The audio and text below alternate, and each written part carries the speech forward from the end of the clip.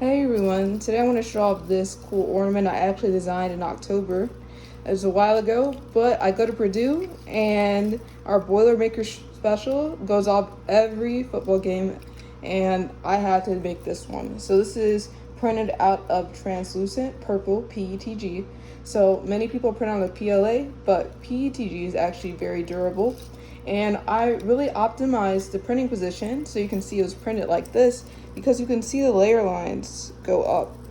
And I really like that because it allowed this top to be more conical, and you can see the 7 here as well. I can make it a little bit more prominent, but we have the wheels that spin, and it is a very detailed model. It took me a little bit to design, but I'm really happy to offer this to you on Daisylite Creations, our Etsy shop.